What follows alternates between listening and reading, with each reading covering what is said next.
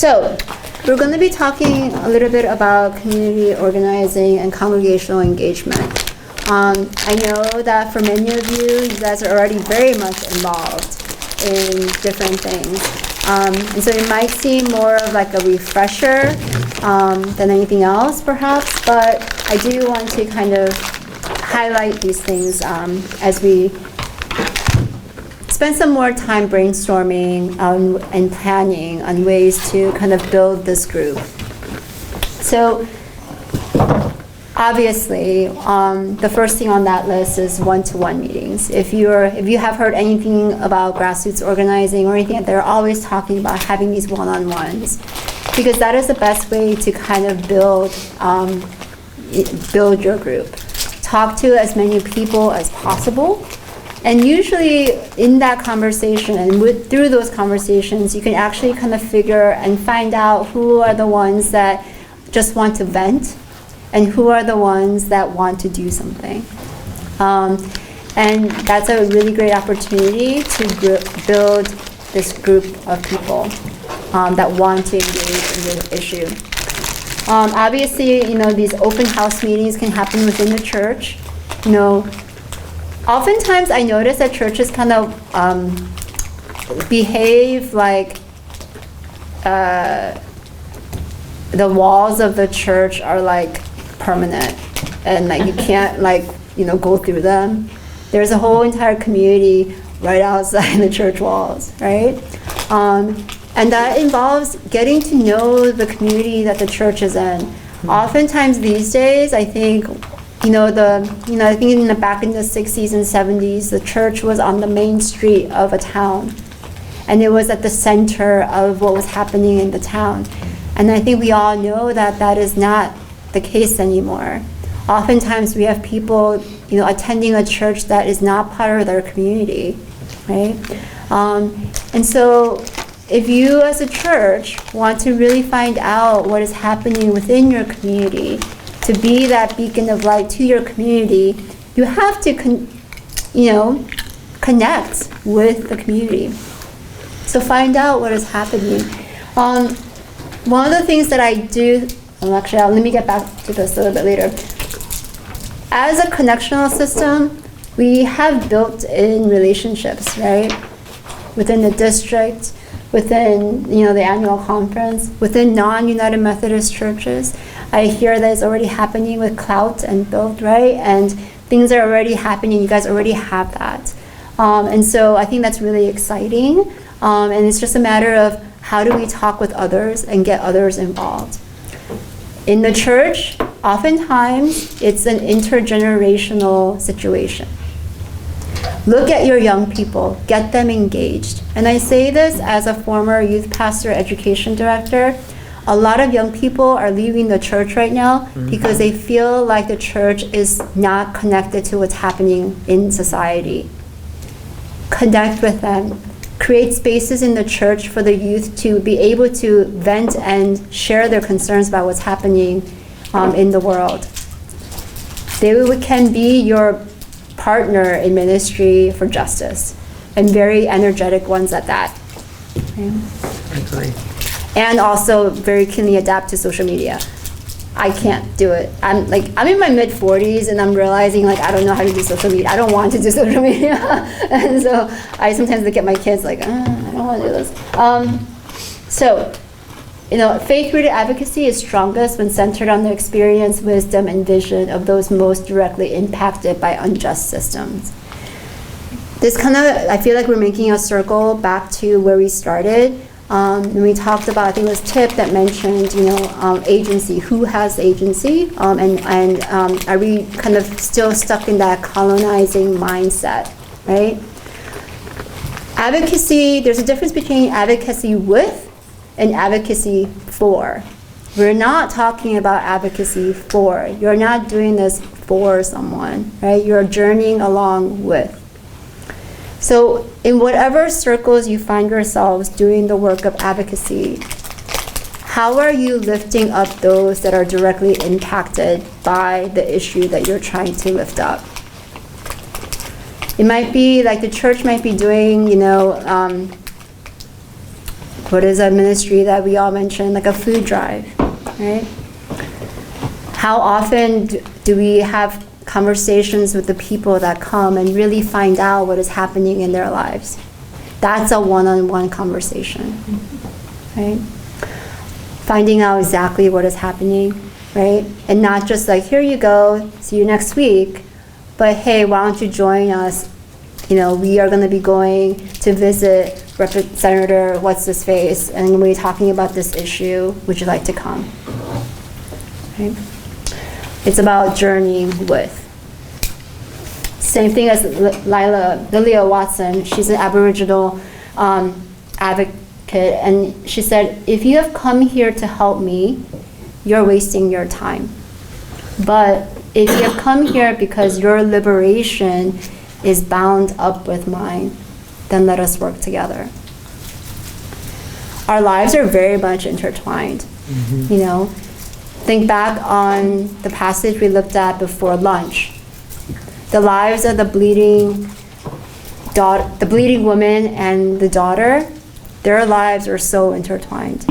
Both of their lives depended on each other, right? And at the community at that. So, I actually wanted to, I think we have some time to do this.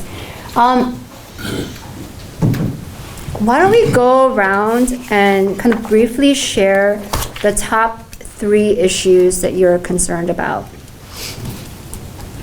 And we'll start from here. Personal issues or community issues? Community issues, social issues that you are passionate about. Mine would be voting rights restoration, fair criminal justice reform, and addiction treatment and Okay. Lisa.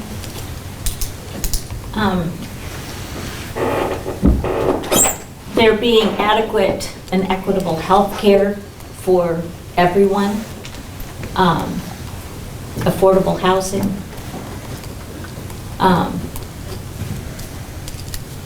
there's so many. But I think right now in the climate we're in, voting rights, both restoration and making it not so hard to go vote. as Todd would say, restorative justice, not retributive justice. Yeah. There, we took yours, Todd. You won't get to say that. Sorry. I'm working on a list here and trying to pare it down before it gets around to me. So. The 3 issues that Bill is working on, and I think there are 3 very important issues for our community, are gun violence, preventing gun violence, affordable housing, and working to get a dedicated funding stream for the Affordable Housing Fund we fought for 10 years ago, and access to mental health care. And our elected officials prove how incredibly important parity for mental health and physical health is. Laura. I have to say ditto on a lot of that. My passion has been affordable housing for a number of years, and then Clout's newest issue, which I am kind of like dumbfounded, that our newest issue is trying to work with children in schools, because the statistic came out that about 65% of our 3rd graders aren't reading proficiently, and if you look at that in an African American context, that number can be as high as 85%. Mm-hmm. So that's our newest issue, is trying to figure out what we're going to do about making sure our kids are learning how to read while they're in school. Yeah, and COVID really didn't help at all. Virtual learning is... Virtual learning. Yeah, that was... Virtually, yes. And to add what she said about education and about learning, statistics show 80% of prisoners cannot read at grade level. At 4th grade, they couldn't read at grade level. And now, they're grown and in prison, they still can't read at level. School to prison pipeline. School to prison pipeline.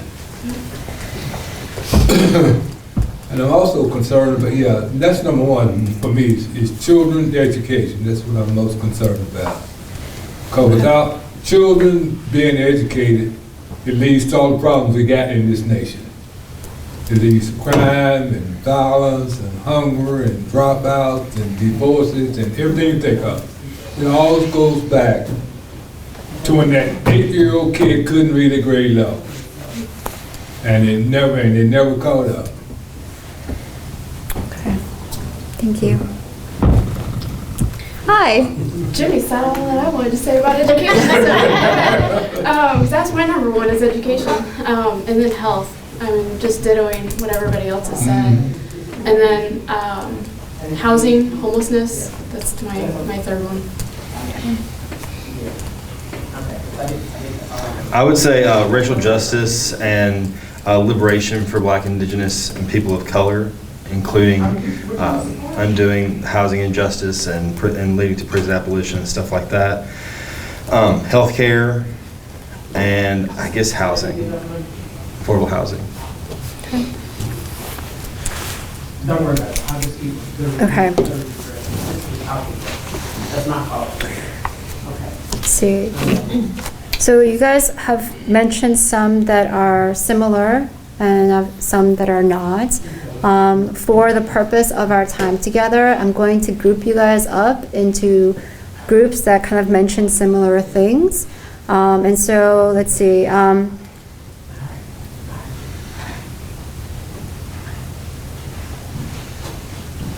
See, these issues, we tend to make them. I'm sorry I linear. missed. That's okay. I had an emergency. Oh, Diane, top 3 issues that you are concerned about. Food insecurities, housing, and adequate medical for seniors. 3, right? Yep. Okay. Okay. So what if we put these in a circle instead of making them linear and seeing how they all They do. intersect and feed off each other? We do. You know, oftentimes, you know, when I talk with groups, you know, and they list all of these kind of issues, very much it's like trying to eat spaghetti and you like want to just eat one thing of it and they all clump up together, right? It's all so very much intertwined. But I think sometimes when we're trying to do like advocacy work, it's easier if we're able to narrow down the issue that we want to work on. Because I think if you were to really do all of it, and eventually, you know, I think it'll be awesome, they will all kind of domino fall. But yeah, you can't.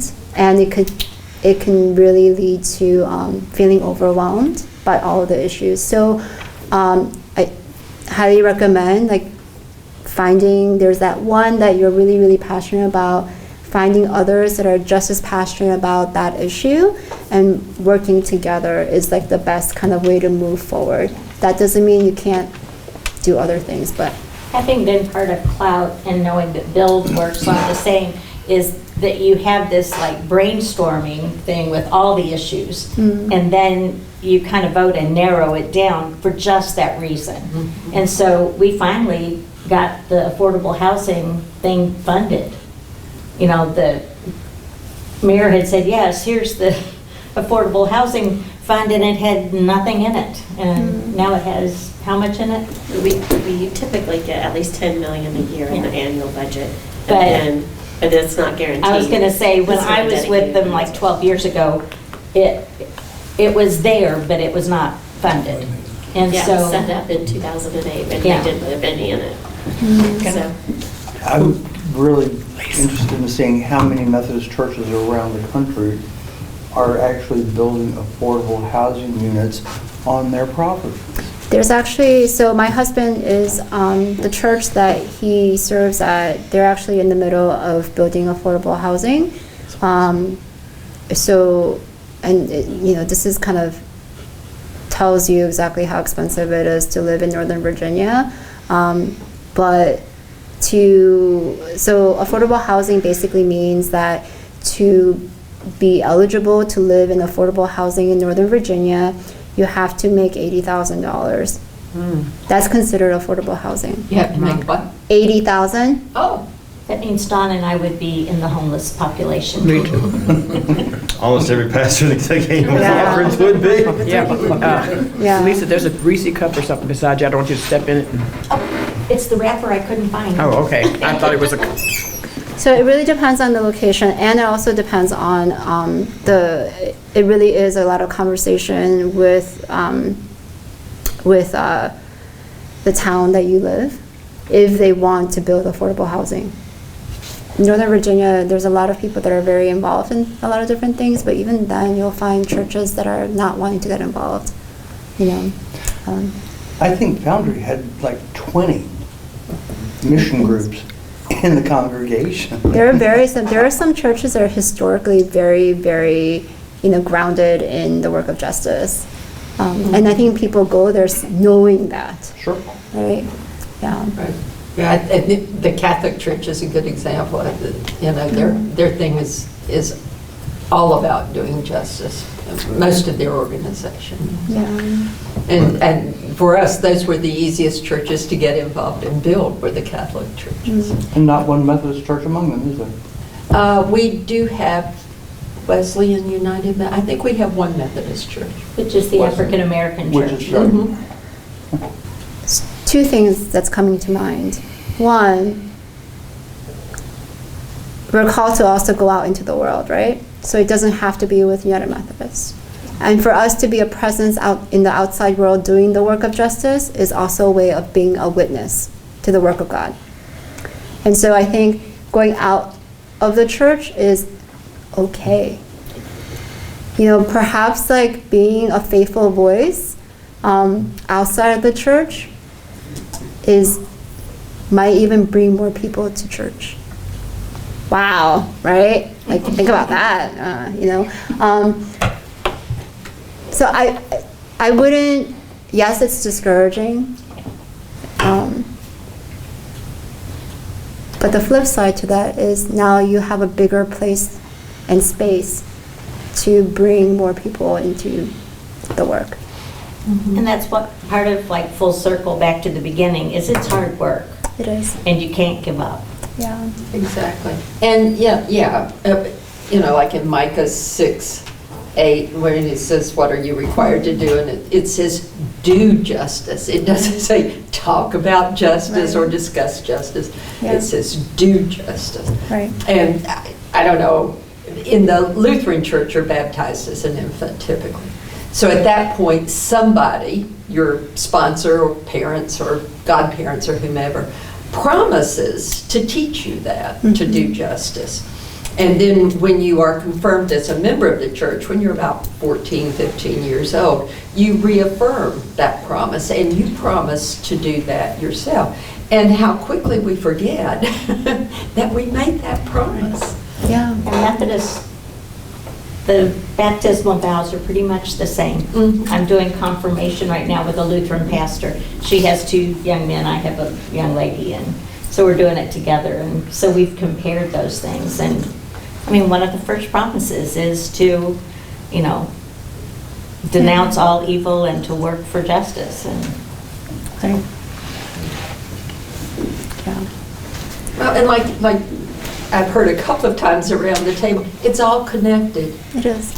When you start working on one thing, you begin to see an impact on the next thing, and the next thing, and the next thing, so that,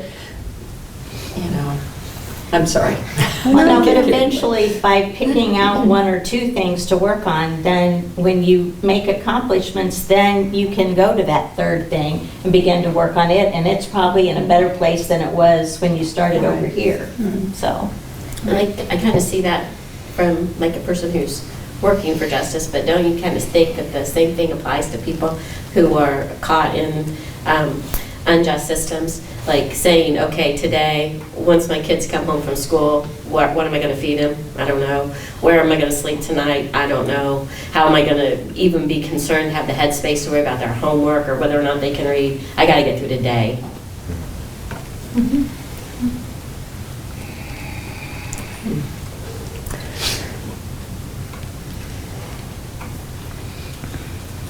We probably knocked you all off track. A little bit, but it's okay. I'm gathering my brain cells back to the So, is there one person that, if you have to pick one person to have a conversation with, to bring on board, is there a person that you can speak to that you haven't yet?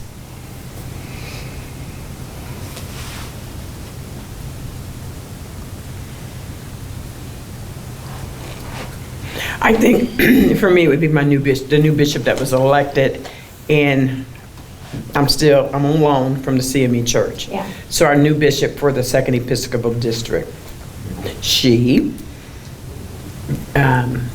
was elected, and I know she has a lot to do between now and the time, her first year in her position. But I'd like to be able to speak to her if she just had time to just sit and listen.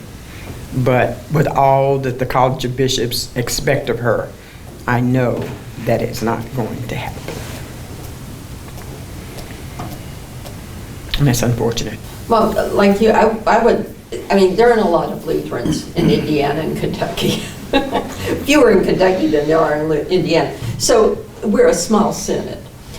And, you know, our bishop is a wonderful person. He cares about a lot of things. And he's really paid lip service, at least, to justice as an issue for the Kentucky and Indiana-Kentucky Synod to deal with, and set up some committees, and you know, I was going to Indianapolis twice a month and doing all of this stuff, but it didn't ever fly, you know. But I think because we are a small synod, it would be pretty easy to make justice a focal issue for every church in the synod. And you know, because it has to start somewhere. So that's a good place to start. Lutheran churches typically are fairly small. They're, you know, so I think we could make a huge impact in a lot of communities if we organized ourselves and chose to do so. Mm. What do you feel like is preventing that from happening? I think our bishop is overwhelmed and doesn't have a whole lot of time, and justice is a huge issue to take on your plate. Right. I think that's one of the cool things about, you know, within a church organism as a body, right? There's the clergy, but then there's also the laity. And laity have so much power, and you know, and especially within the United Methodist Church, like clergy move around. Laity, they're there. They're the ones keeping the church kind of stable. And so, is there a way then to have the laity take lead on making it an issue for the church? Well, in my experience with BUILD, I think the structure of the organization and the success of the organization is very much clergy driven. You know, so if you have a church that it's involved in BUILD, it's really important that the clergy be on board and they are actively working and actively participating. Because what I've seen, and this may not be your experience, and I don't know if it is yours or not, but in churches that are involved in BUILD and their clergy is not, you know, actively involved, you slowly begin to see them fade out. If I might be so bold, though, I think your clergy are effective in BUILD, but your power is in the laity. Well, yeah, because that's where your numbers are. Exactly, but that's my point, though. You know, the clergy can be ineffective, and that can cause a problem. But at the end of the day, if the people of the church aren't behind what's going on, it doesn't matter. It's like when we go with the KCC up to Frankfurt. You know, we're not just saying we're here as the however many people from the KCC who showed up today. We're here as the thousands of The Methodists 80,000 people Yeah. that KCC represents. in from the all state. over the Commonwealth. Exactly. And that's where the real power is. You know, sure, the pastors are the organizers, but that's every organization. Every organization has people who are doing the in-between work. But the power comes from the people behind them. But I think your concern is that there's less motivation if the clergy aren't Right. on board. Oh, yeah. Just keeping Exactly. people going. I mean, there's, you know, like I realize clergy, you know, they're busy. I'm married to one. They're busy. I get it.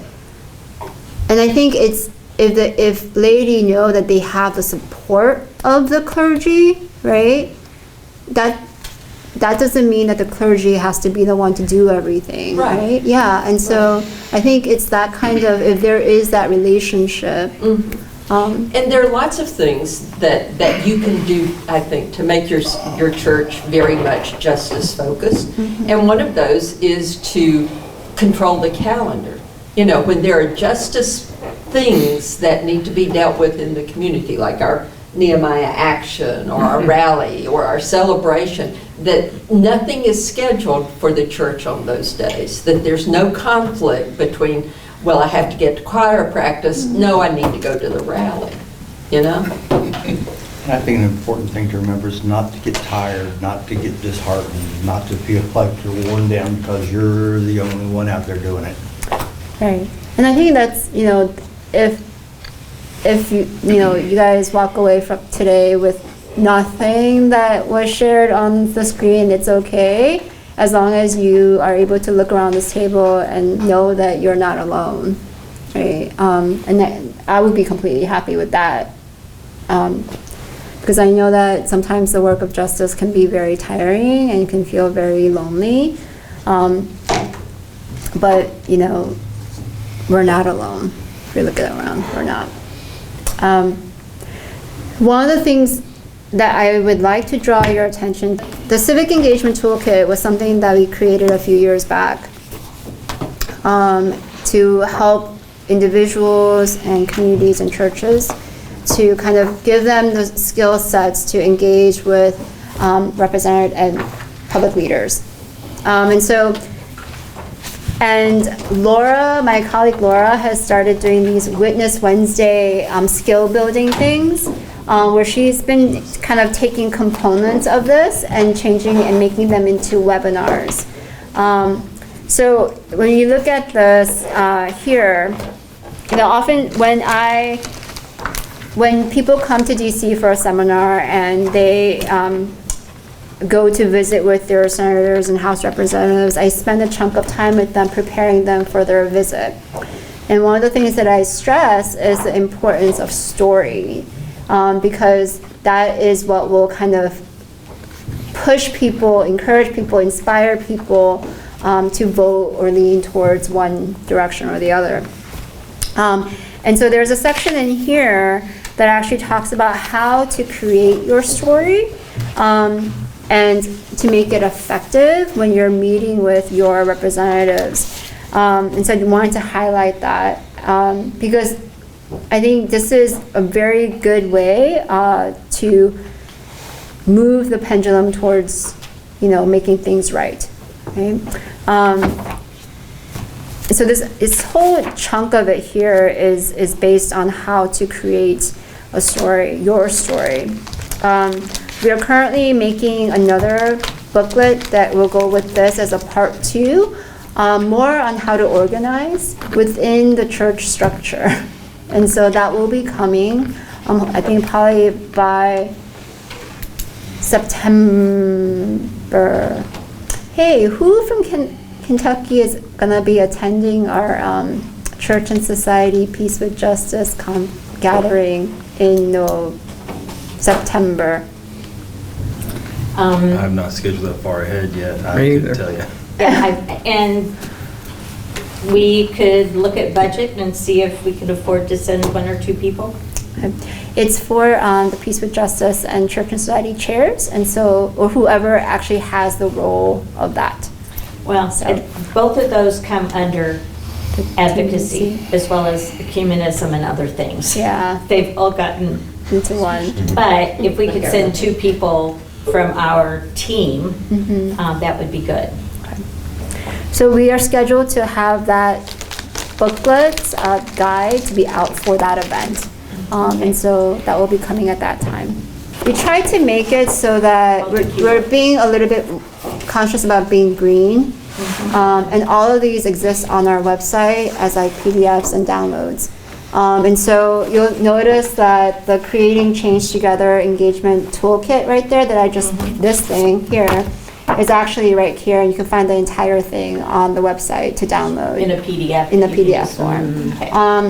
Also, there's like the faith and fact cards, and those are the faith and fact cards, but we actually have 33 issues. And you can find all of them on our faith and fact cards, and those are all the issues that we work on at Church and Society. The Connecting Faith and Justice Youth Lectionary Curriculum has been out now for a few years, and it covers all 3 lectionary calendars, and it was written by youth pastors, youth practitioners, pastors, lay leaders that work with youth, and it follows a lectionary calendar, and it ties it with the justice issue and the social principles. So the next revision of that lectionary curriculum will come out after General Conference, and so this is still kind of fresh to use right now. And again, this was like a pet project of mine after I left serving in the local church, because I couldn't find youth curriculum that both was, faith formation, but also justice focused. And so this is one that was created. Down here is the revised social principles. As you know, in General Conference 2024, we'll be voting on on the revised social principles, which took us about 8 years with a lot of conversations globally, because as the social principles currently stands right now, it's very U.S.-centric. And we are not a U.S.-centric church. And so it's been revised so that it will be more global in nature. And so that is there. Now, one thing that you can do in your church to kind of see and build conversations on these different issues is to have a study on the social principles. The social principles touches upon all of these justice issues. And so the Living Our Principles, this corner right here, we created a 6-part Bible study, a video Bible study on the social principles. And so that's also a good way to kind of start the conversation in the church, to kind of talk about these issues and how these social principles are being used within the community. The stories that are in there are pretty powerful, and so I highly recommend it. And even just bringing up social principles in the church is kind of important. Like, I remember I would ask questions, to people that come, like, hey, are you guys aware of the social principles? And no one, even though they're United Methodists, are aware of what the social principles are. I didn't learn about them till I was an adult in seminary and started going to, first as a layperson and then as clergy, to annual conference. Mm-hmm. And we would vote on things from general conference, and I'm like, where does that come from? And then as you dig into the discipline, you find all these things, and then the book of resolutions, and Right, yeah. So, the social principles and the book of resolutions is a very good kind of way of bringing conversations into the church, because it is church documents that we're talking about and discussing, and it's tied to, and it's talking about the issues that are impacting all of us. And so that's a really good way of bringing things in and to talk about it. Somebody mentioned gun violence as an issue that they're passionate about, and we actually created a Bible study to talk about that. And that is the Kingdom Dreams, Violent Realities. It's a 3-week Bible study on gun violence. So one more thing that I want to bring your attention to is the Sacred Worth Book Database. This is a list of children's books, actually, that highlight diverse identities. And I think that's very, very important to get kids at a young age to one, as like my kids, to be able to look at a book and be like, oh, there's an Asian, girl or Asian boy that's the main character and not some sidekick. That's also in a positive light. Yeah. Right? What is that book? We'll use this as an example of The Ugly Duckling. Yeah. Right? What are we teaching children about the, white and black? Yeah. Right? And that's it seems innocent enough as a children's book, but is it really? What are we teaching kids from a young age? Right? And it's good for white children to see Yeah. Asians and Native Americans and African Americans, everybody, Hispanics, seen as the main characters too, because as they grow up, then they don't see that as a problem. Yeah. Yeah. I try to use slides and things in my services that are not representative of us. So far, I haven't gotten any pushback. Yeah. So it's, you can go in and it's pretty easy to kind of there's a whole search function. You can kind of go in and find the ones that you would like, and have them in your nursery, in your church, for families to look at. Right? So an early kind of way to kind of bring that, the conversation into your church. So these are some of the resources that we have. One more thing, because it falls within my portfolio, is internships. If you know of any young people that are interested in interning at Church and Society, please let them know that it's there and connect me to them. We have internships throughout the year with stipends, and depending on which internship program, they can also even live on Capitol Hill in the 110 building. And so it's a really great opportunity, and it also is kind of, if for the one in the summer that we have, if they are interested in, let's say, housing, right? They will actually intern with our partner organization that works on housing, but then also be in intentional community living with other United Methodists at the Methodist building. And so it is a very good program. And so if you guys know of any young people that might be interested in kind of, getting more hands-on experience, please let them know that it's there for them. Has the young clergy thing been restarted? So that is actually going to happen next year. The reason it's happening next year is because we are having the Church and Society Peace with Justice gathering, so we're kind of taking turns hosting these events. But so we need to watch for the 2024 for that happening again. Yeah, and it won't be in January, because we've had it in January, and for some reason the weather does not like us in January in DC, and we always had major snowstorms and things like that, and so it will most likely be closer to after annual conference season, which makes sense with new people, new clergy. So I feel like I wish we had more time to kind of discuss and brainstorm ways to move forward. But I think one of the things that, if perhaps we can kind of walk away from today's gathering is, maybe an idea is, if it's possible to have a luncheon at annual conference, that those of you here that will be attending, bring your +1 to that meeting. And perhaps that would be a good starting point. And the conversation regarding the federal budget will still be happening at that time. And so all of the things that we talked about, all of the congressional asks, can be kind of the focal thing of what you guys talk about, and maybe trying to get people to, call right then and there, the representatives.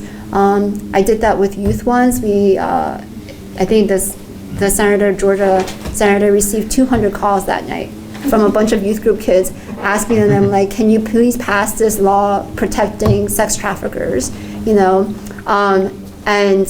putting an end to human trafficking. And so, having these purpose meetings, this will be a meeting to hear about this piece of legislation, and at that meeting we're going to be calling our member of Congress, or here is a letter, do it here. So it gives people a sense of purpose right then and there, and perhaps that might kind of inspire them to continue the work that you guys are called to do.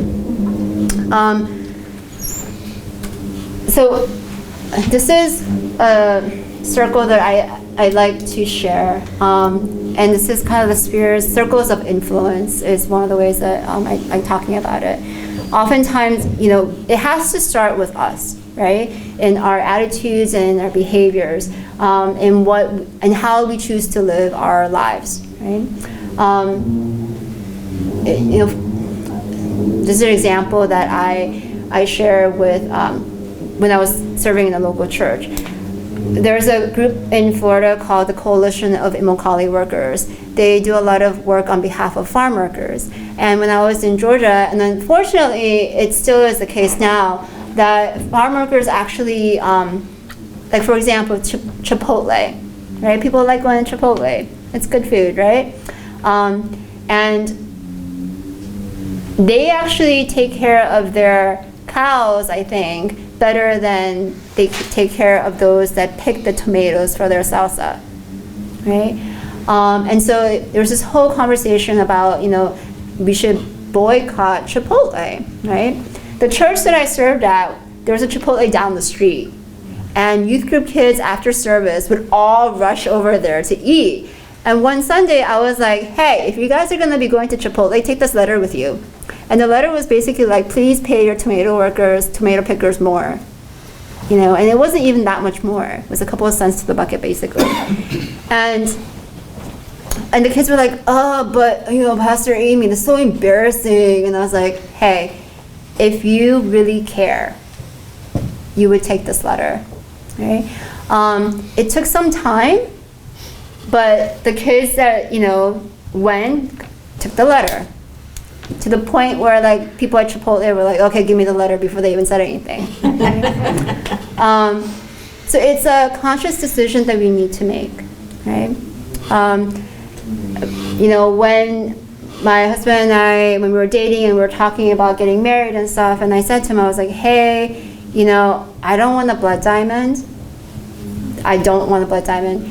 And so when, he proposed, the first thing he said to me was, it's not a blood diamond, right?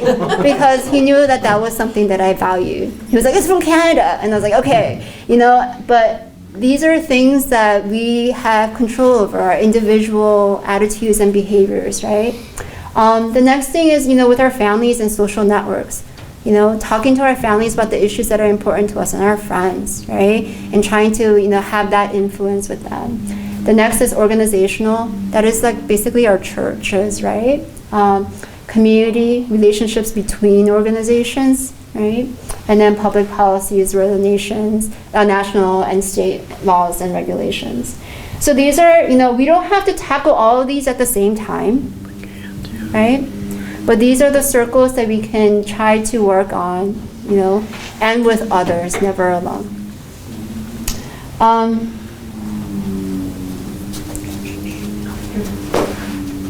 We're almost pretty much at the end of our time. I feel like we could say a lot more, share a lot more ideas, brainstorm next steps.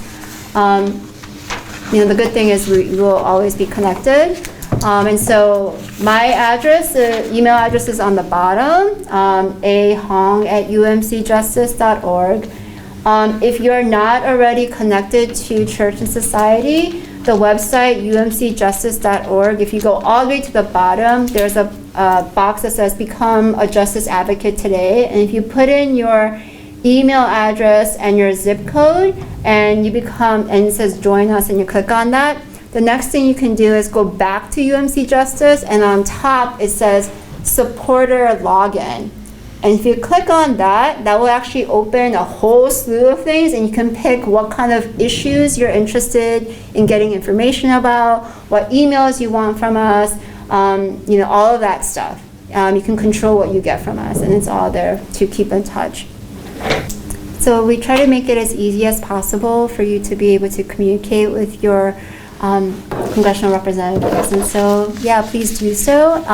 It's also a really good way of getting information about all the other kind of events and webinars that are happening.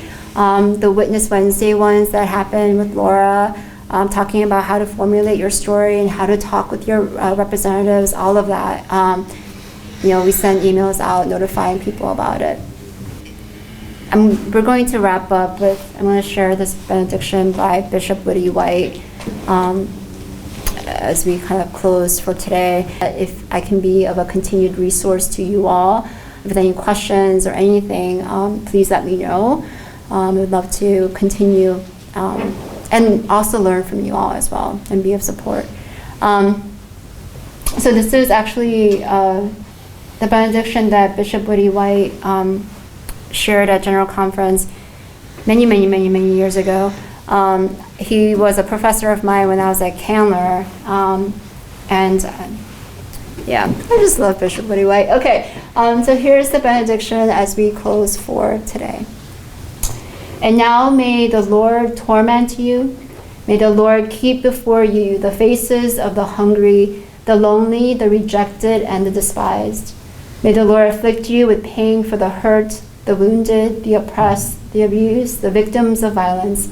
And may God grace you with agony, a burning thirst for justice and righteousness. May the Lord give you courage and strength and compassion to make ours a better world, to make your community a better community, to make your church a better church.